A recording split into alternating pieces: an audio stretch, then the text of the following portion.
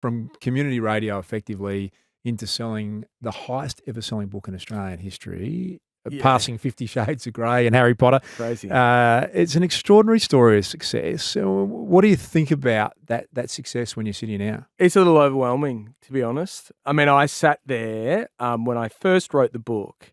I thought to myself, no one really buys books anymore. No one reads books. We're all online. So I wrote this book and I thought, if I'm going to do it, I'm going to write this book like I would be sitting at the bar with my mate, just telling him exactly, what I do.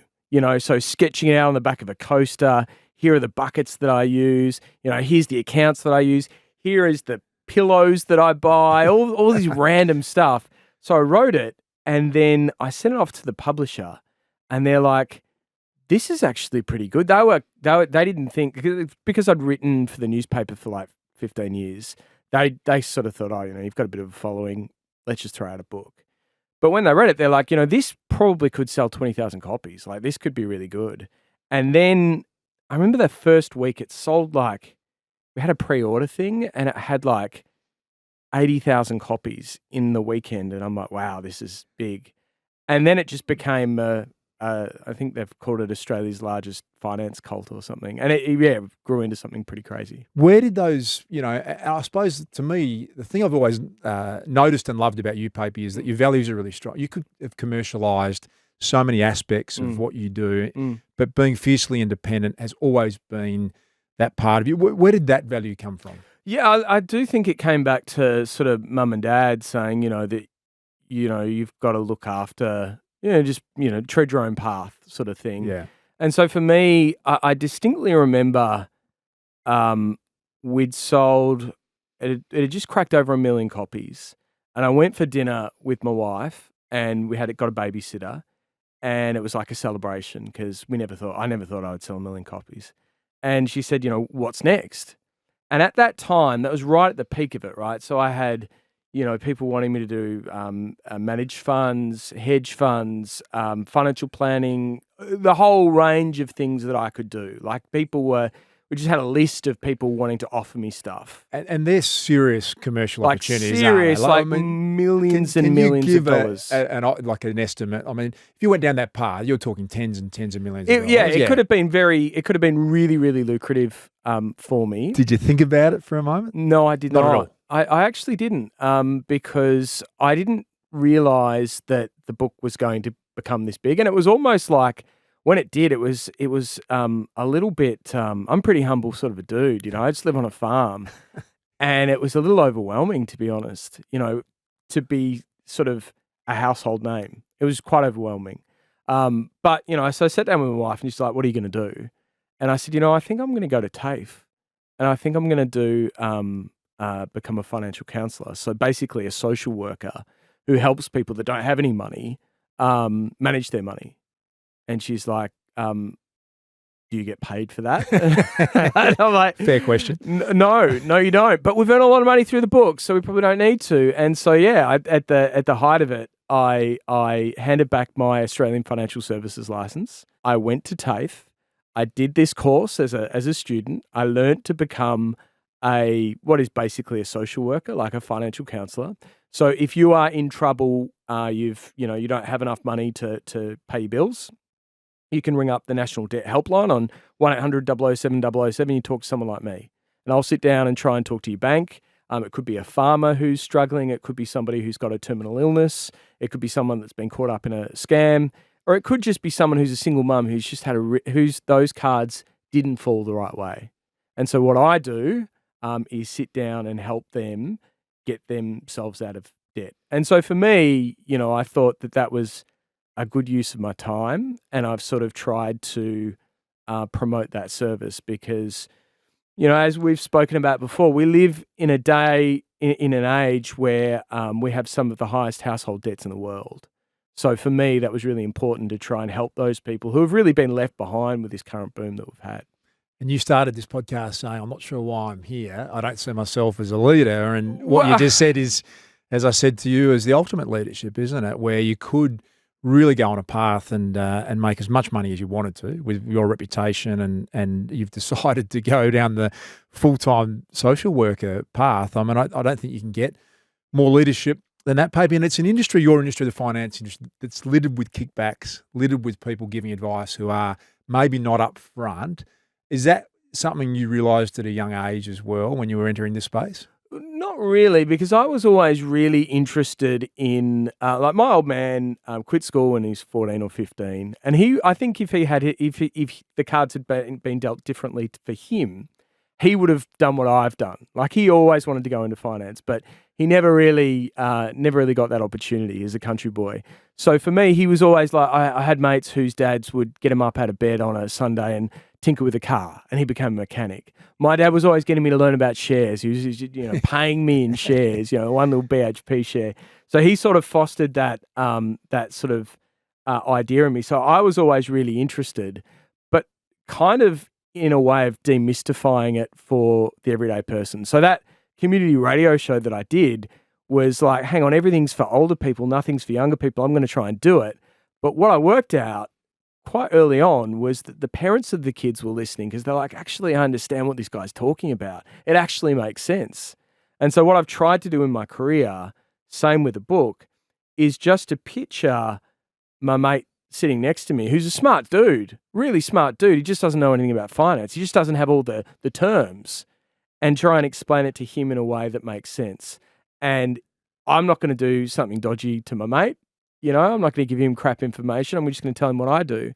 And that's something that I've tried to do in my career. Because a lot of us aren't born with the finance cards. We do other things. And so to have that trusted provider, and I think it's one of the great assets in life, when you find someone, I ultimately trust everything Scott Pape does. And I think that maybe is, your plain language and your point of difference, isn't it? Is that trust is there really, really intensely. So you mentioned your dad, you're probably living what he wanted to do. You're a father of four now, Pape. They're going to have a different upbringing than you had now, given the success that you had. How do you teach those values to them now with you? You are a household name and you've been an extraordinary success. I know you've just gone on a trip around Australia. I'd love to talk to you about that. But how do you teach those values? Well, I mean, part of I live on a farm in Romsey, and really, like we've seen it in working together. A couple of years ago, I really made the decision to pull back on a lot of the media that I do. In the newspapers, I take the school holidays off. And for me, the kids growing up on a big farm, there's always something to do. There's always sheep that need to be looked after. There's just like a million jobs. So for them, they understand what I do. But, even before Christmas, they were at the agency that I work at, and they were packing up food hampers for families that didn't have enough food for Christmas. So for me, it's really important that they understand that, too much is given, much is expected. Yeah. And so, they're having to do, a lot of the jobs and things because they got the Barefoot Investor for a dad. I got to ask you a question. You might find this hard to answer. There's so many. I want to go back to the trip around Australia and your timing in lockdown in Melbourne to get away with the family. It was a great story. But is there a net worth amount that equals happiness for a family? Can you actually give a number on that you went, if you've got beyond $3 million or $10 million or $15 million, can you have a guess at that? Well, there was a news.com article that looked at a survey and it said, how much do you need to be financially well off? And I think the figure was about 360 grand a year. That's 5 times the average income and so what I would say to that is, we are completely and utterly out of whack. We are judging our values. When I grew up, I was judging my values of people who lived in Oyen in the country. Now our kids judge their values and their lot in life by what they see online. Yeah. So it's completely warped. Yeah. So for me, again, and just to tie into going around Australia, we were living we were free camping a lot of the time. We were, just eating, on the barbie. Spending very little money, and that was the best trip of our lives. How much that's cost? Not that much. I mean, I didn't work for 4.5 months, so there's a there's a cost there. But just that idea that I don't know if I could give you a figure because I think it's different for a lot of people, but I think there are a lot of people that I meet that think they need to earn more. Yeah. And the definition of wealth is someone who's wealthier than you, and that can be a real trap. Because what really matters, I think, is the time that you spend with your family, ultimately. I mean, you can do a lot of things in your life and make a lot of money, but I've met a lot of very wealthy people whose kids don't really like them. Yeah. You know, so for me, once you have a roof over your head and, you know, you pretty much paid it off, you got a decent car, you know, everything else is gravy, you know. Money's not going to make you any happier. It's a great line, isn't it, from someone who's spent their life in that space, and you've lived it, because the opportunity for you, you know, to make extraordinary amounts of money have been open, and you've made decisions along the way, which I really admire, around family and around your values and around you know, where you live. Steve Biddulph, who's the legendary author of kids' books. Podcast. Yeah, and he talked about, interestingly, he said one thing you should try and do with your family is just go and take off and spend some time and do what you did. One of my great mates for 30 years has talked about his family trip around Australia. Was it as good as it sounded? It was challenging. I'll be honest, it was really challenging. We got 4 kids in an RV. It was challenging, but it was the best trip I've ever had because, number one, it was COVID. So Melbourne was basically in lockdown. New South Wales was in lockdown. And there was a lot of fear and a lot of stress. And to be on the open road with the kids, you know, pulling off to the side of the road, having a little campfire, just drinking in the amount of time that I got to spend with them. Like literally, I would have with my daughter, who's 3, we'd have a daddy-daughter date, a 3D every day. Yeah. And we'd go for walks and I would just get on her level. And I think there's something about getting out of your routine and actually I see it as an investment, really investing your time there. I've never been closer to my kids. And what was hard was we got home and we got this big house, right? So one went one way, one went the other way, and it's like, oh, we're back to normal. But prior to that, you know, we're all in this little RV and we just lived with each other and it was fine. So, yeah, it was great. You got to share a story. It's been a crazy time around the world, but Australia particularly. Yeah. And you were trying to, in your RV, cross from Northern Territory into Western Australia. Explain what happened to you, if you don't mind. Yeah, so I mean, as we were driving, so we went up from Victoria up to skipped over New South Wales because they were going through their really bad lockdown. Queensland to the Northern Territory, and the Northern Territory WA border is in the Kimberleys, and it's out the middle of nowhere, like literally out the middle of nowhere. And we'd heard that they were really tough in WA. So my wife had done all the right things. She'd got this G2G app, which basically asked you for all your information. We got approved. Everything was fine. Rolled up to the border, and we were met by a Western Australian police officer. And I wound down the window. It was so hot. It was like 40 degrees. Kids are narky. You know, I'm just hot. Gave her the app, and she said, "We don't want that." And I said, "Well, but that's what we have to do." And she's like, "No, that could be faked." And I'm like, "But it's your app and you scan it and it goes to your computer." And she said, basically, don't be smart. Hand me your phone, open up your private bank, your bank accounts, open up your personal photos and hand me your phone. And I looked at Liz and my wife and she's like, "Just do it." And so she took the phone and she walked away. And your bank accounts open, your personal looking through my bank open. accounts, looking through my photos, and it was really invasive. And what they were doing was you had to be, at that time, in Northern Territory for 14 days before you could move over to WA. And so what they were doing was trying to look at where we'd spent our money to try and basically say no. Anyway, she came back to me with this kind of twinkle in her eye because she had the mask on and stuff. And she's like, "What's this photo?" And Google had she'd been looking at the metadata on my photos, and Google had incorrectly stated that I was in WA when it was really Northern Territory. I explained it to her, and she seemed genuinely annoyed that she had to pass us through. The other interesting thing was you had to be 14 days, right? So there were people who said, "Well, I got to the NT on day 1." And they went, that's day 0. You have another 24 hours. So these poor bastards are sitting on the side of the road for 24 hours so that they could get through. So it was kind of surreal, a surreal time. But again, I was really, when you got to WA, it was like, wow, COVID doesn't even really exist. Like, don't worry about masks. Everything's fine.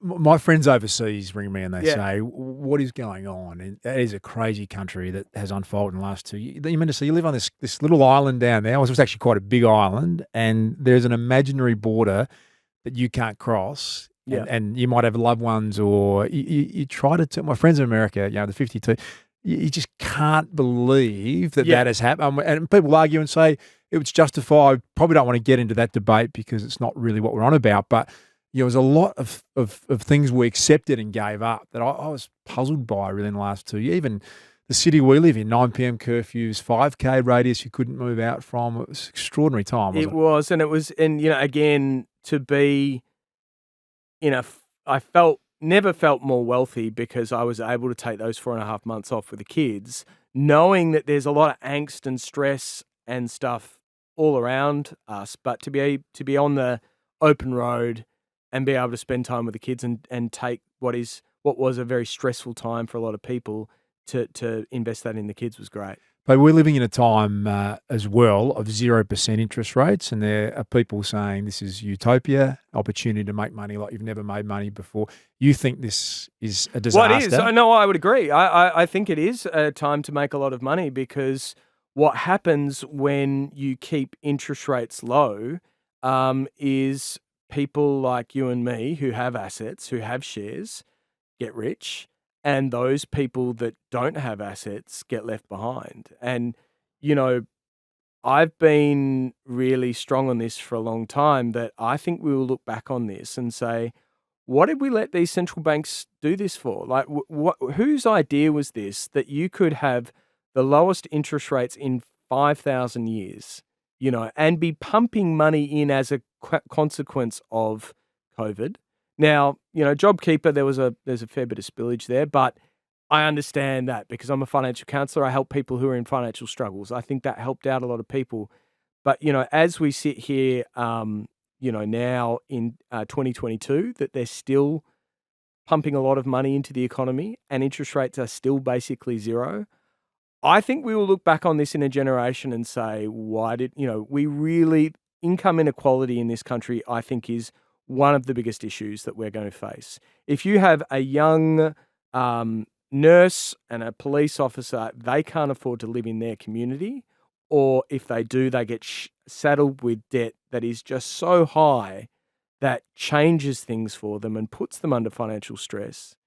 I just think that I don't think anything good comes from it. And I say that as a guy who's been cheering on the share market, who thinks, I've been loving the returns, but, at what cost?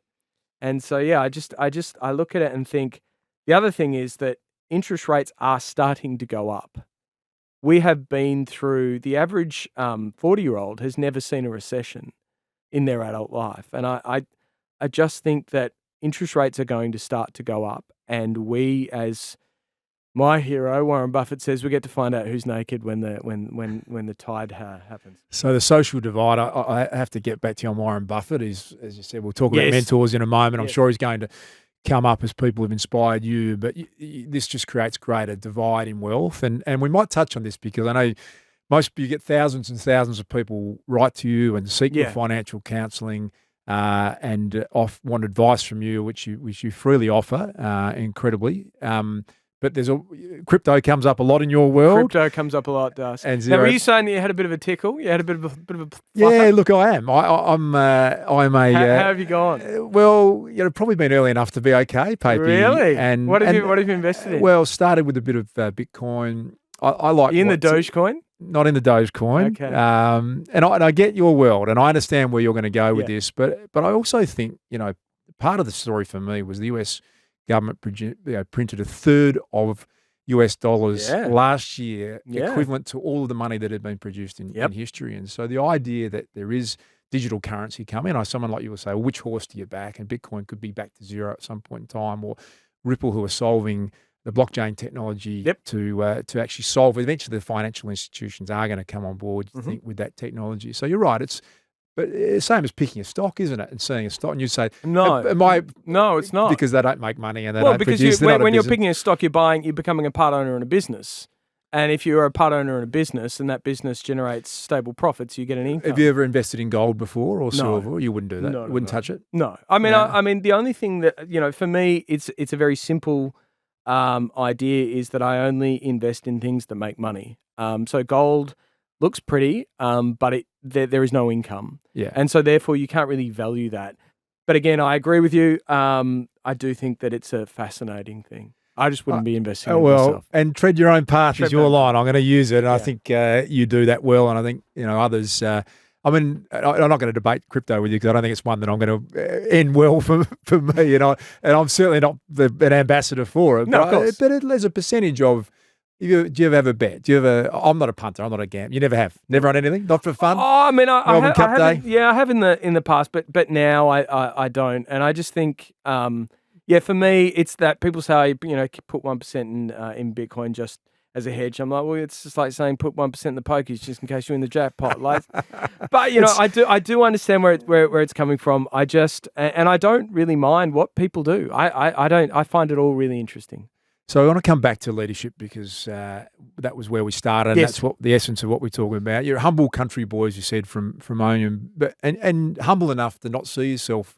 But you're also intelligent enough to understand that you are in a serious leadership position because so many people look to you and the words that you say resonate. They move the needle in finance in a way that hasn't happened in this country before. So have you thought more about that now as a leader, and the way that you deal with that? Yeah, I mean, I think one of the things, so I went and did financial counselling because it was maybe the old man saying, look after the battlers. And I really wanted to see, to try and help people that, single parents and people that have the cards have been dealt wrong to them. But one of the things that I came back from after doing that was I would help the parents, right? I would help them, try and get their debts waived or, try and get them back on track. But there would be a kid while I was meeting with the parents that was sitting there and I'm like, I want to help that kid. I want to make sure that kid doesn't fall into the same trap that the parents did. And so for me, it was like what I really want to do and what I'm really passionate about is helping the next generation. And so for me, we've had conversations about this forever, but, the idea that really you can go through 18 years of school or, 12 years of school and not really learn anything about financial education and it's the one test that it's the one exam every kid's going to be tested on every day of their lives, and yet we don't really teach it that well. It's kind of something that some schools do and others don't, and that to me in this day and age when we're talking about Bitcoin and all sorts of things that are happening, the fact that we don't do that really upset me. And so for me, I'm like, if there's one thing that I can do, given that I've got this platform, it's to try and make change there. And it's an amazing story. Your Foxtel show, was great. It got up and running just at the start of COVID, and I'm sure there's more to come on that front. And I love the courage. You've really, pushed back at the big banks who had themselves entrenched in schools. The Commonwealth Bank Dolomites account, my friends in advertising will say that was the greatest advertising. Some might say the most evil. Well, it's the most lucrative. I mean, it's made them billions because they signed up kids straight out of school who then graduated to credit cards and you name it. But they're now gone. And collected their data along the way. Correct. and had enormous information on kids under the guise of, here's your Dolomite account. So many, customers would be sitting here listening to this and saying, that was me as a kid. We all remember it. But you've pushed really hard and said, we need to get the vested interests out of schools and we need to get the education back. Can you sum it up? What are the things that kids need to know? What are the basics they need to know coming in and out of school? Well, I mean, I think in a primary school level, my view is that you need to understand, it sounds really basic, but you need to understand it's fun to work. It's good to work. it's good to spend money. No one wants a tight ass. It's good to spend money, but I'm careful about the money that I spend, and I understand that I'm going to be manipulated by marketers to want certain things, especially on social media and influencers and stuff. It's good to invest. That's how you get rich, right? So your money grows while you don't have to work, and it's good to give. It's the givers in this world are the people that are the happiest. So they are their behaviors, right? That's not getting too technical. Yeah. But if you can teach a kid that it's good to get up and work, I know 35-year-olds that haven't got that lesson. That just hasn't computed for them. So they're those basic lessons that if you can instill them in your kids, right? The thing I say is that no one wants to raise a spoilt brat. It just happens, right? And the way it happens is you give kids money for doing nothing, right? And you don't have a focus on giving. Yeah. So if you get kids to do some sort of giving within their community, or some of their money has to go to giving someone other than them, and working hard, I think that's important. For the high school kids, I created a program, and the book Barefoot for Families is around this idea of the Barefoot 10. These 10 things that you can get your kids to do. Having your kids be able to cook a delicious, nutritious meal, right? Rather than getting Uber Eats. Having them apply for a job. So they actually have to go and sell themselves when they're teenagers and they, all grumbly and stuff. Having them hopefully getting a bad boss that, rides them a bit, so that they actually have to work out, that whole power dynamic and relationship.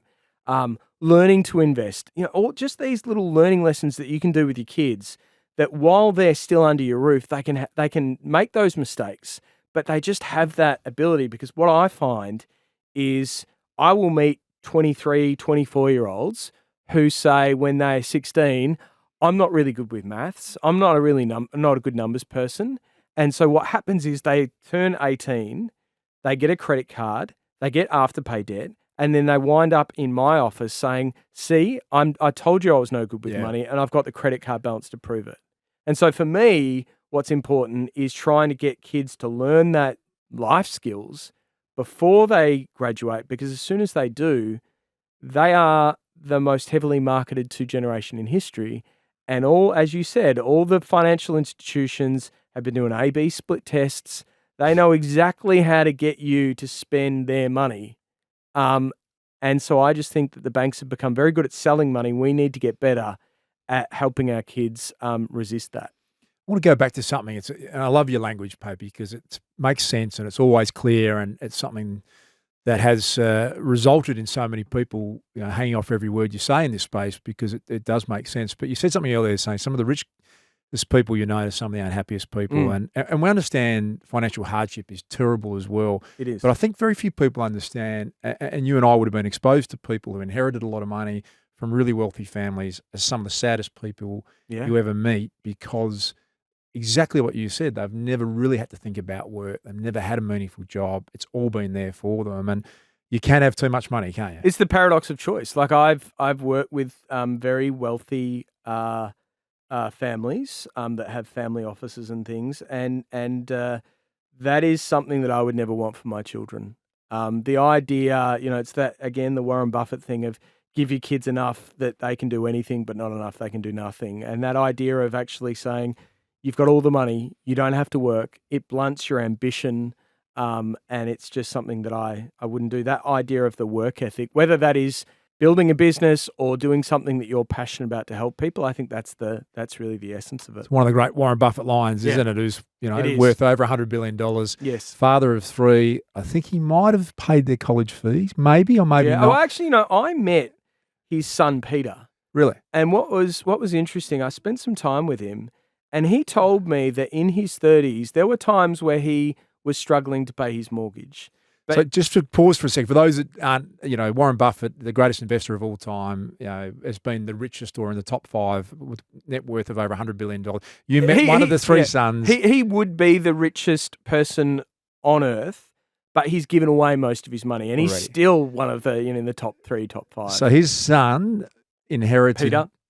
Almost, and at times was struggling to pay his mortgage. Yeah, he was, I sat down and spent some time with him. He was a really quietly spoken, humble guy. He said that he didn't know that his father was, one of the world's richest men while he was at school. His father was just a finance nerd. They went to the local Omaha schools, and his dad still lives in that same house that he bought. Still lives there. Incredible, isn't it?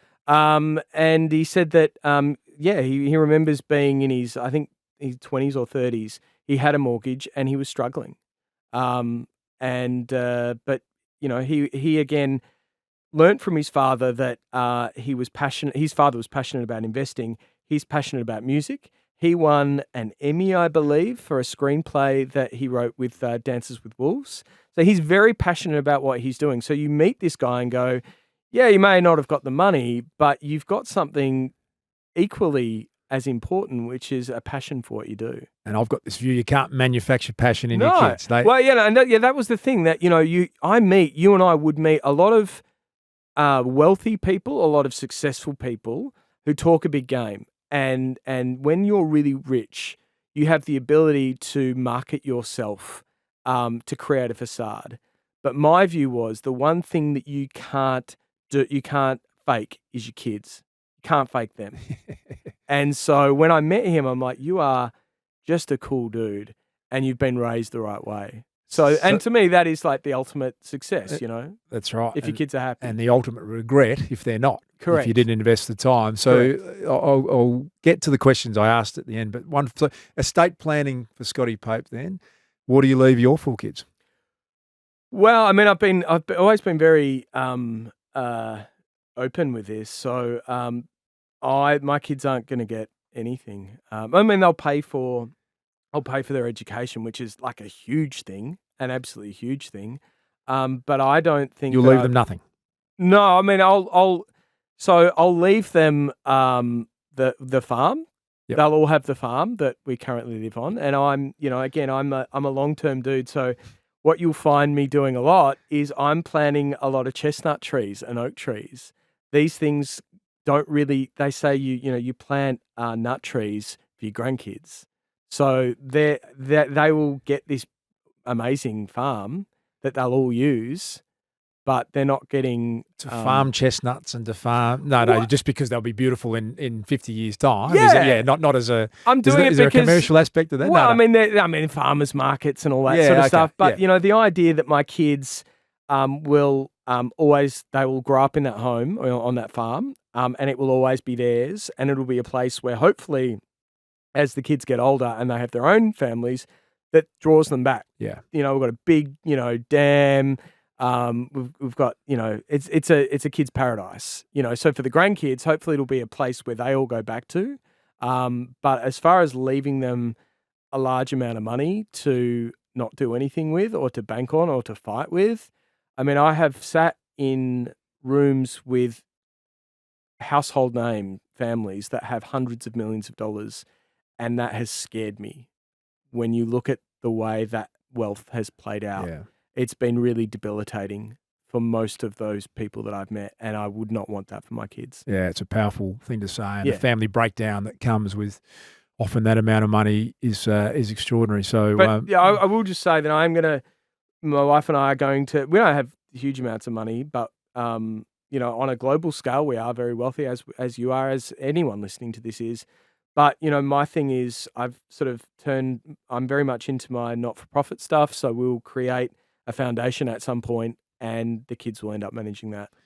What a great story, and a great story of leadership, Pape. I love it. And I think, true to yourself, treading your own path, you couldn't live your values any more than anyone I think I've ever met. So we ask these questions, Pape, because we're into leadership. And I say passion we've got, and I've spoken to you about the work we're doing in education ourselves with Aleda, and we're seeing these common traits of leaders as I see you. And self-leadership, what does that mean to you when I talk about self-leadership? Well, I mean, again, I don't really see myself as a leader. One of the things I've tried to do is every column for nearly 19 years. I don't know why I started doing this. From the very first column, it was that my sign-off is tread your own path. And to me, that has been what I've tried to kind of my North Star. In that I wrote a book, I did very well, and then I looked at it and thought, what am I really interested in? I'm interested in people who struggle. or I'm interested in making sure that their kids and all kids learn this stuff. And I'm interested in my kids and spending more time with them and less time, running around promoting myself. So I guess for me, it is the whole tread your own path ethos and not buying into more money is better, because I've learned enough through meeting other people who have become very, very wealthy that you can't buy back the time that you can spend with your family and your kids. Yeah, beautiful message, mate, that you've articulated so well, positively impacting others in your environment. I suppose a lot of your work has been solo. You haven't necessarily worked in big teams. Is that fair to say or not? Yeah, no, that is fair to say. I mean, one of the things that I've tried to do is with Barefoot Investor, it became a huge, and is a huge community. And so what I try and do each week in the newspaper and on my email, it goes to like 500,000 people, is I try and tell people stories. And there's a lot of family violence of people that have escaped in the middle of the night and who have been able to rebuild themselves, or about little kids that have started a lemonade stand, or stories of people that have been able to rise up through either Barefoot Investor or just because of them drawing a line in the sand and saying, this is what I want to do. So for me, I sort of see the community that I've built, even though it's really big now, as highlighting those stories and celebrating them. Not sure you could positively impact people more than that. And if you think Scotty Pape doesn't live his values, he had a subscription business. Every business wants a subscription model, and you shut it down and said, I mean, it's extraordinary. And I'm going to do this all for free. I'm going to get my newsletter out there, and that's the way. So if you want to get weekly communication, how do we get that with Scotty Pape? Well, either in the newspapers, the Herald Sun, or go to barefootinvestor.com and you'll get the email. We see leaders who are really clear on creating and sharing their vision, and your vision now to improve the financial literacy and education of kids in schools and to help those that need it the most is an extraordinary vision. Do you give a lot of thought to how you share that and create it? Yeah, it has been, Das, it's been really interesting because, again, as you said, I haven't really had a big team around me. It's just sort of been me. And I had this idea of the money movement where I was going to try and get financial education in schools. It actually worked out to be really tough because, I mean, I think one barrier is you've got to teach the teachers who maybe didn't learn about this in school and are already overrun and may have their own financial issues. And it became, it is a really hard endeavor. And I think where I'm at the moment with it is that I'm writing another book as we speak, sort of Barefoot Investor for Kids, where I'm talking directly to the kid. Yeah. And sort of that's where I've really had the most success, is in writing something super engaging. It's really challenging because I'm writing to kids with very limited attention spans. But yeah, that's sort of the next project, is to try and write a book that really hits sort of primary school kids and that they get and that they learn from doing. So that's the next thing. And it's a fair point you made, and we've found in the work that we've been doing, teachers themselves are under an enormous amount of stress, more than I understood, and a lot of their work, from what we hear, is social work. They're getting kids that come to school, that really trying to get them healthy enough to be able to participate at the start is a huge challenge. And then we're laying all these things on. One of our passions is about teaching mindfulness and meditation to teachers, and we're launching a social venture in that space. But we actually worked out we've really got to sort of look after teachers first and their well-being, so they can pass that well-being onto the kids. And it is an issue in Australia. I don't feel like we value our teachers anywhere near, pay them enough or revere them enough. Other parts of the world do it a lot better than we do. Yeah, and that was one of the things that when I first went in, it was like, we need to teach the teachers. Like, if you are going in, maybe when we were younger, it was like, oh, be a teacher, you get all the holidays and all the rest of it. I would not